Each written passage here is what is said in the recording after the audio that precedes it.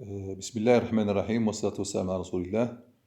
On a déjà vu dans la première partie concernant la commande DTC qu'en appliquant donc un vecteur adéquat non nul sur l'onduleur alimentant la machine asynchrone, donc on peut contrôler le flux. On a démontré aussi que donc la variation du flux delta Φs est égale au vecteur Vs multiplié par la période d'échantillonnage TE. C'est-à-dire en appliquant donc un vecteur adéquat non nul sur l'onduleur, donc l'extrémité du vecteur Φs, le vecteur flux statorique, elle va se déplacer sur une droite delta Φs qui est égale à Vs TE.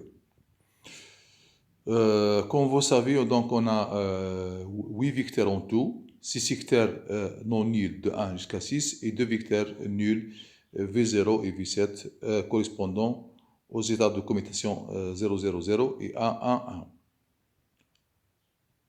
Bien sûr, donc en choisissant donc un vecteur adéquat non nul sur une période TE, ce vecteur donc son effet reste le même, c'est-à-dire l'effet du vecteur sur une période donnée reste le même. Si ce vecteur il augmente le flux, il augmente le flux durant toute la période. S'il diminue le flux, donc il va diminuer le flux sur toute la période. Donc en appliquant donc un vecteur adéquat Vs sur l'onduleur, donc on va contrôler le flux avec un module pratiquement constant. Donc le vecteur flux, donc il va tourner à une vitesse liée donc au vecteur Vs, d'accord? Donc en créant pratiquement donc un cercle ou une couronne. Bien sûr, sur la condition, en considérant la condition que la période d'échantillonnage est très inférieure à la période de rotation du flux du vecteur flux statorique. Donc la direction donc du déplacement du vecteur flux statorique et sa vitesse de déplacement ou de rotation, elle est liée au vecteur tension appliqué Vs, parce que si on néglige donc la chute, la chute de tension statorique, on a Vs est égal à dφs, la variation du flux statorique par rapport au temps. Donc la vitesse de déplacement et le sens de rotation, il est lié au vecteur de tension choisi. Pour le choix du vecteur de tension, bien sûr, chaque vecteur de tension, il correspond à une séquence d'amorçage SA, SB, SC. Donc le choix, en DTC, comment choisir le vecteur de tension adéquat? Donc ce vecteur, donc il est lié réellement à 4 conditions. Premièrement, la variation souhaitée pour le module du flux statorique, c'est-à-dire est-ce qu'on va augmenter le flux ou on va diminuer le flux. Du sens de rotation, est-ce qu'on va faire tourner le flux dans un sens ou dans l'autre. Troisièmement, de l'évolution souhaitée pour le couple, parce qu'on contrôle en même temps le flux et le couple, c'est-à-dire le contrôle est instantané. On contrôle en même temps le flux et le couple électromagnétique. Donc il dépend aussi de la position du vecteur flux dans le référentiel alpha-bêta lié au stator. Pour faire ça, donc on va donc délimiter ou la décomposer l'espace d'évolution du flux statorique dans le référentiel lié au stator alpha-bêta en 6 secteurs. C'est pour cela cette technique de commande, donc la commande DTC classique est appelée aussi commande à 6 secteurs. C'est-à-dire on va décomposer l'espace qu'est maintenant en 6 secteurs de 1 jusqu'à 6. Bien sûr, ces secteurs ou 6 zones sont déterminés à partir des composantes du flux statorique qu'on va estimer. Bien sûr, donc, lorsque le flux Φs se trouve dans une zone ou dans un secteur donc numéroté ZI, avec I égale de 1 jusqu'à 6. Donc, d'après Takahashi, il s'agit des vecteurs VI plus 1, VI plus 2, VI moins 1 et VI moins 2 à appliquer. D'accord?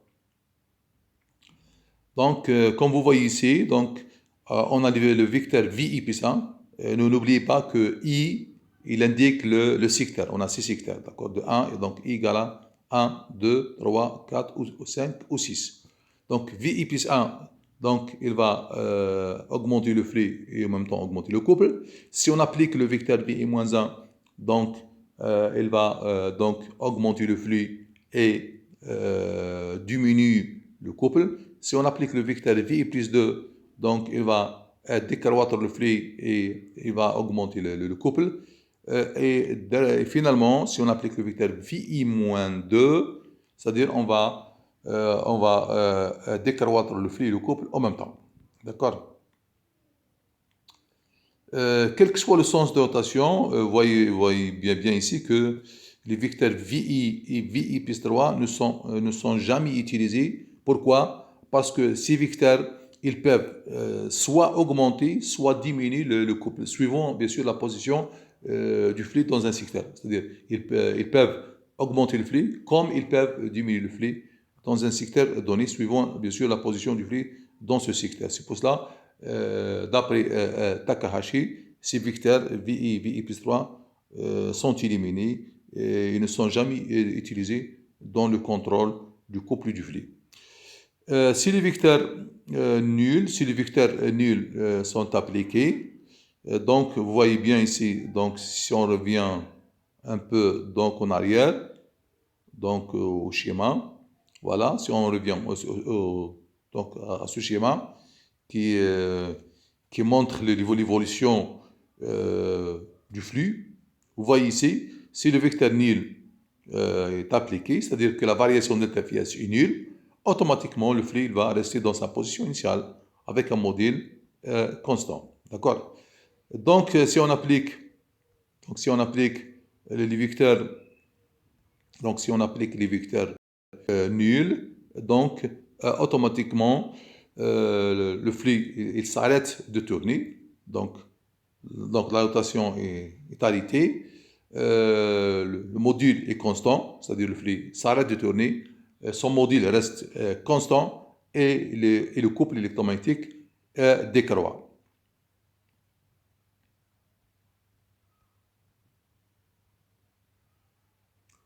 Voilà, ici vous voyez sur cette figure donc la décomposition de l'espace dans le repère alpha-bêta Liostator en 6 secteurs. Vous voyez ici, on a 6 secteurs avec les 6 vecteurs donc de tension non nulle de V1 jusqu'à V6 et les vecteurs nuls V0 et V7. Bien sûr, le premier secteur est délimité entre moins 30 degrés et plus 30 degrés. Ce qui est écrit en rouge ici, donc c'est les tensions de phase statoriques en fonction des états de commutation et la tension redressée. C'est-à-dire c'est le modèle de l'ondulaire triphasé de niveau. Donc, pour le contrôle ou pour la régulation du flux, donc il faut qu'on détermine le vecteur flux. Pour ce faire, donc on passe à l'estimation. On va estimer le flux statorique à partir de l'équation de tension statorique. D'accord? Comme vous voyez ici, donc si on utilise donc l'équation de tension statorique, on peut déterminer le flux par l'intégrale de Vs moins RSI et SDT. D'accord? Bien sûr, donc le vecteur éthique, donc on peut l'écrire en complexe avec Vs alpha c'est la composante réelle et Vs bêta c'est la composante imaginaire. Bien sûr, pour déterminer donc pour faire l'estimation, on a besoin du composante du courant statorique et S alpha et S bêta et en même temps les composantes de la tension statorique Vs alpha et Vs bêta. Commençons par les composantes du courant statorique S alpha et S bêta, c'est-à-dire pour déterminer ces composantes, tout d'abord donc il faut mesurer les courants statoriques SA, SP, SC Et en utilisant, bien sûr, la transformation de Concordia, on détermine les composants du courant satellite, IS alpha et IS bêta, par les expressions de 12. Même chose, donc en utilisant donc, les états de commutation et la tension redressive UDC, on détermine donc les vecteurs, on détermine donc les tensions satellitiques, c'est-à-dire qu'on va utiliser un seul capteur de tension pour déterminer la tension à l'entrée de l'ondulaire du bus continu. En utilisant les états de commutation, on détermine donc les tensions satellitiques de phase VAS, VBS, VCS. Et bien sûr, même chose, en utilisant la transformation de Concordia, bien sûr, on peut déterminer aussi donc les composantes de la tension satellite, comme vous voyez ici, par l'équation de 13, VS alpha et VS bêta. Finalement, on peut déterminer donc le module du flux satellite par l'expression racine carrée VS alpha, racine carrée de VS alpha au carré plus VS bêta au carré. D'accord? Bien sûr, donc le secteur ZI dans lequel se trouve le vecteur, pour déterminer dans quel secteur se trouve le flux, donc on va utiliser bien sûr les composantes estimées du flux satellite VS alpha et VS bêta. Bien sûr, en déterminant θ par l'arc tangente de la partie imaginaire phi S bêta sur la partie réelle phi S alpha. Finalement, on peut estimer le couple électromagnétique à partir de l'expression de 16. Donc, on a déterminé les composants du courant suivant les axes alpha-bêta et on a estimé donc les composants du flux. Donc, finalement, on peut estimer le couple électromagnétique à partir de cette expression. Maintenant, pour l'élaboration du vecteur de deux commandes, c'est-à-dire on va commencer par l'élaboration du contrôleur de flux. Dans le contrôle DTC classique, bien sûr, on utilise deux régulateurs d'hystérésis, l'un pour le flux et l'autre pour le couple électromagnétique. C'est-à-dire, donc la sortie du régulateur hystérésis, c'est une variable booléenne, c'est-à-dire soit 0, soit 1. Donc, ce contrôleur d'hystérésis, il va assurer que donc, la valeur absolue du flux de référence, donc moins le flux estimé, il faut qu'elle soit toujours inférieure ou égale à la bande d'hystérésis du flux delta phi S. D'accord? Delta phi S, donc c'est ce qu'on appelle la bande d'hystérésis du correcteur flux. D'accord? Donc, si la sortie du régulateur hystérésis est égale à 1, c'est-à-dire il faut qu'on augmente le flux. Si cette sortie est égale à 0, c'est-à-dire qu'on va on va diminuer le flux de telle façon que la différence entre le flux de référence et le flux estimé soit toujours inférieur ou égal à la bande d'hystérésis du flux choisi auparavant. D'accord? Donc, on continue. Voilà, vous voyez ici bien, d'après cette figure, donc le régulateur A, c'est la décomposition de l'espace alpha-bêta donc en 6 secteurs, avec 6 vecteurs non nuls et 2 vecteurs nuls. Donc, à droite, B, on a donc le régulateur de flux à deux niveaux. On a deux niveaux, 1 et 0. D'accord? Donc, si la différence entre le flux de référence et le flux estimé donc arrive à delta phi S, donc on passe à 1, c'est-à-dire qu'on va augmenter le flux. Et si la différence entre les deux donc, arrive à moins delta phi S, donc on passe à 0, c'est-à-dire il faut diminuer donc le flux de telle façon que le flux reste dans une couronne autour du flux de référence, plus delta phi S et moins delta phi S. D'accord? Le vecteur il va tourner de telle façon que l'extrémité du vecteur flux reste dans cette couronne, bien sûr, en choisissant donc le vecteur de tension adéquat. D'accord. À titre d'exemple, باش نفهموا مليح l'idée, si on suppose que le vecteur flux donc est dans le secteur 1, d'accord. Supposons que le vecteur flux est dans le secteur 1, d'accord. Donc, vous voyez ici bien, si on applique, si on applique le vecteur VI plus 1, il va augmenter le flux, et VI plus 2, il va diminuer le flux. Vous voyez bien ici, si on suppose que le flux est dans le secteur 1, vous voyez bien ici, donc le secteur 1, maintenant I égale 1, voilà, c'est-à-dire I égale 1. Donc I plus 1, c'est-à-dire 2. Vous voyez bien ici que le vecteur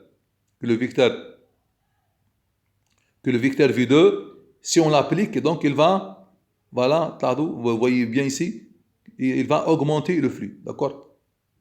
Parce que il se dirige vers le cercle extérieur, c'est-à-dire flux de référence plus delta phi s, d'accord? Par contre, si on applique le vecteur VI plus 2, n'oubliez pas, dans le flux secteur 1 plus 2, c'est 3. Donc, c'est le vecteur V3. Donc, vous voyez bien ici, si on applique le vecteur V3, vous voyez bien que le vecteur V3, il se dirige vers le cercle intérieur, c'est-à-dire qu'il va diminuer le flux. Voilà. Donc, vous voyez bien, si on applique VI plus 1, on va augmenter le flux. Dans ce cas, c'est V2. Et si on applique le vecteur VI plus 2, il va diminuer le flux. Dans ce cas, si on parle du secteur 1, c'est le vecteur V3. Donc, juste on a pris comme exemple le secteur 1, mais vous pouvez voir ça dans tous les secteurs, d'accord? Dans tous les secteurs, d'accord? C'est la même chose, toujours. VI plus 2 augmente le flux, VI plus 1 augmente le flux, et VI plus 2 diminue le flux. Et les deux vecteurs, VI plus 1 et VI plus 2, augmentent le couple électromagnétique. Ça, c'est le sens de rotation du flux. Donc on a choisi les vecteurs flux, les vecteurs tension de telle façon que le vecteur tourne dans le sens indiqué. D'accord. Pour le contrôle du couple, même chose, on utilise donc un régulateur ou un correcteur, donc à deux niveaux. Commençons tout d'abord par donc un seul sens de rotation, parce que la machine, elle peut tourner dans un sens comme elle peut tourner dans l'autre sens. D'accord? C'est pour cela donc le couple électromagnétique. Si on utilise un seul sens de rotation, on va choisir donc un régulateur donc seulement à deux niveaux, 1, 0. Si on a besoin donc de faire tourner la machine dans les deux sens de rotation, dans ce cas, donc il faut choisir donc un régulateur à trois niveaux, 1, 0, moins 1. Parce que dans le sens inverse, le couple bien sûr est négatif. D'accord? Par contre, le flux, il est toujours positif, donc on choisit toujours donc un régulateur hystérésis à deux niveaux. D'accord? C'est ça la différence entre le régulateur du flux et le régulateur du couple. Le flux il est toujours positif, donc toujours on a donc un régulateur de niveau, quel que soit le sens de rotation. Par contre, si on choisit les deux sens de rotation, dans ce cas, il faut choisir un régulateur à hystérésis pour le couple à trois niveaux. Si on considère un seul sens de rotation, donc même chose, le régulateur couple, donc il est à deux niveaux, 1, 0.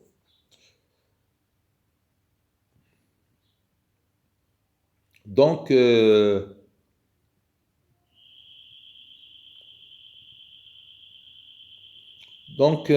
pour le contrôle du couple donc à deux niveaux, ou pour le contrôleur donc de couple à deux niveaux, donc c'est la même chose. Lorsqu'on parle d'un seul sens de rotation, c'est-à-dire des régulateurs à hystérésis de couple donc à deux niveaux, c'est même chose, c'est comme le contrôleur du vecteur flux. D'accord?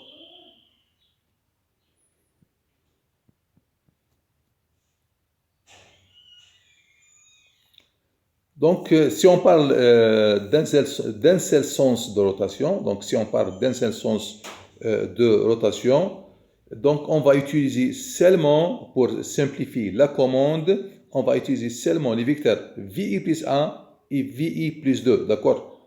D'accord? Et VI moins 1, VI moins 2, on va les laisser pour l'autre sens de rotation. Et donc, si on choisit un seul sens de rotation, donc on va utiliser seulement les vecteurs tension VI plus 1 et VI plus 2. C'est-à-dire, VI plus 1, il augmente le flux, VI plus 2 diminue le flux, et les vecteurs, et on va utiliser les vecteurs nuls pour diminuer le couple. Parce que VI plus 1 et VI plus 2, ces deux vecteurs augmentent le couple.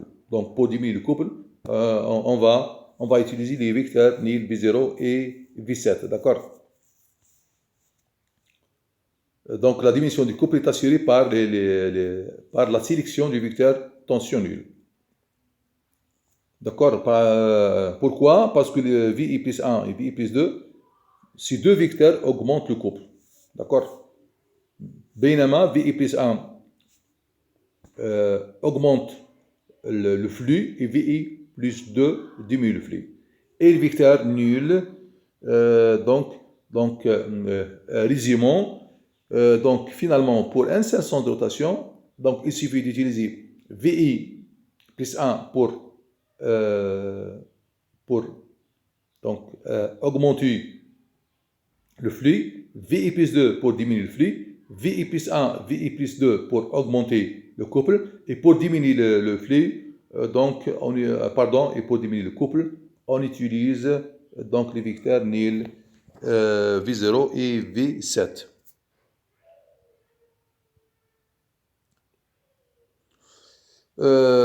Donc en utilisant donc les vecteurs nuls, il y a aussi donc un autre avantage, parce qu'en utilisant donc les vecteurs nuls d'une façon adéquate, c'est-à-dire de façon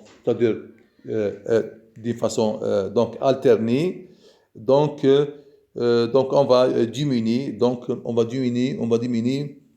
la fréquence de commutation moyenne, bien sûr, des interrupteurs. Et si on diminue la fréquence de commutation moyenne des onduleurs, c'est-à-dire on va minimiser aussi les pertes par commutation.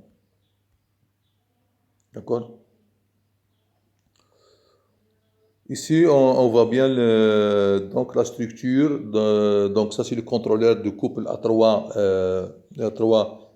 niveaux. C'est-à-dire, si on a besoin donc de faire tourner la machine dans les deux sens de rotation pour une application donnée, donc dans ce cas, on est obligé donc d'utiliser donc un contrôleur d'hystérésis à trois niveaux, 1, 0 et moins 1. Donc il est défini par donc cette figure et par cet algorithme donc en bas, comme vous voyez en bas, c'est-à-dire, d'accord, 0,1 pour un sens de rotation et 0 moins 1 pour le sens donc inverse. Delta CE, bien sûr, c'est la bande d'hystérésis du contrôleur couple, d'accord, qu'on définit auparavant.